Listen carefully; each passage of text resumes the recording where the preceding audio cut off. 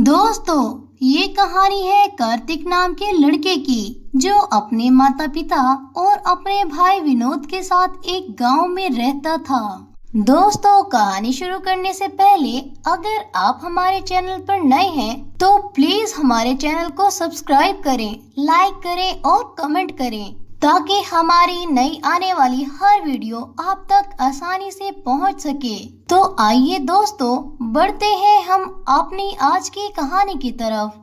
कार्तिक क्योंकि अपने माता पिता का बड़ा बेटा था, इसलिए वो बहुत ज्यादा बिगड़ा हुआ था और इसके माता पिता इसके हर इच्छा को पूरा करते थे।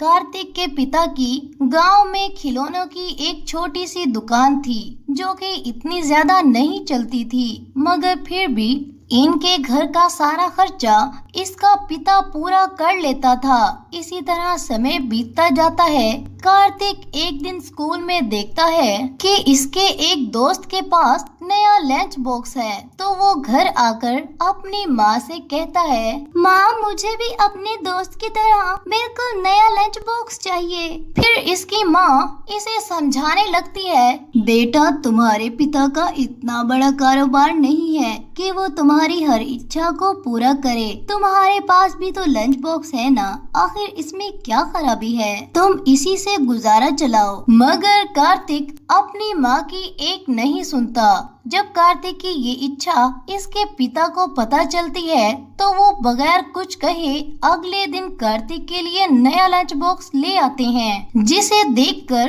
कार्तिक बहुत खुश हो जाता है। फिर कार्तिक की माँ कहती है, आपको कार्तिक को इतना सर पर चढ़ाने की कोई जरूरत नहीं है कि कल को हमारे मुश्किल समय में वो हमारी कोई बात न समझ सके और हमारे सामने अच्छी बुरी इच्छाएं करता रहे। इसी तरह एक दिन कार्तिक अपने एक दोस्त को एक नई साइकिल पर स्कूल आते देखता है।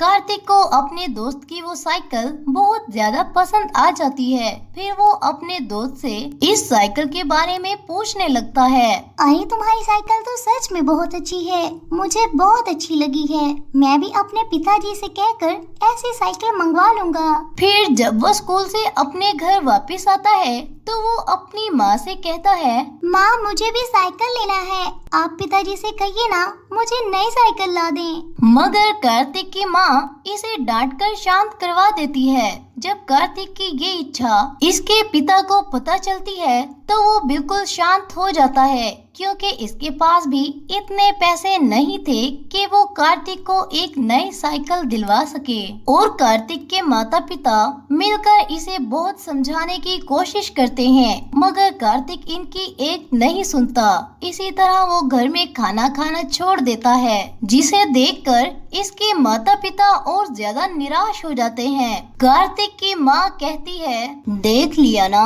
मैंने तुम्हें पहले ही कहा था कि इसकी हर इच्छा को पूरा करने की कोई जरूरत नहीं, मगर तुमने मेरी बात नहीं मानी। अब कार्तिक साइकिल की जिद कर बैठा है और हमारे पास इतना पैसा भी नहीं कि हम कार्तिक को नई साइकिल दिला सकें। ये सुनकर कार्तिक का पिता ज्यादा निराश हो जाता है। फिर इसका पिता उधार की रकम पकड़कर कार्तिक के लिए एक नई साइकिल ला देता है, जिसे देखकर कार्तिक बहुत खुश हो जाता है। मगर साथ ही साथ कार्तिक का पिता ये भी कह देता है, अगर आज के बाद तुमने कोई और इच्छा की तो तुम्हारे साथ अच्छा नहीं होगा, क्योंकि अब हम तुम्हारी कोई भी इच्छा पूरी नहीं करेंगे। और ये साइकिल जो तुम्हें लेकर दी है ये भी उधार की रकम से ली है, जिसे चुकाने में पूरा साल बीत जाएगा। मगर कार्तिक अपने पिता की किसी बात पर कोई ध्यान नहीं देता। कार्तिक बहुत खुश होता है और अपनी साइकिल पर पूरे गांव में चक्कर लगाने लगता है और अपने दोस्तों को अपनी नई साइकिल दिखाता है और बहुत खुश होता है। इसी तरह कार्तिक दिन भर साइकिल पर घूमने लगा था और अपने स्कूल का काम टाइम पर नहीं करता था, जिसकी वजह से इसकी पढ़ाई का काफी नुकसान होता है, जिसके कारण कार्तिक इम्तिहान में बुरी तरह फेल हो जाता है, जिसके बाद वो गहरी सोच में पड़ जाता है कि साइकिल के कारण इसे अपनी पढ़ाई का कितना नुकसान उठाना पड़ा। अगर ये साइकिल ना होती तो वो समय से अपने स्कूल का काम करता और अपनी पढ़ाई पर भी ध्यान देता, मगर इस साइकिल के कारण वो ऐसा कुछ भी ना कर सका। फिर इसके हाथ में पछतावे के अलावा कुछ भी नहीं आता। इसके माता पिता को जब ये बात पता चलती है कि कार्तिक स्कूल में फेल हो गया है, वो बहुत ज्यादा गुस्सा करने लगते हैं। कार्तिक अपने माता पिता के पास जाकर इनसे माफी मांगता है और अपने किए पर बहुत शर्मिंदगी जाहिर करता है।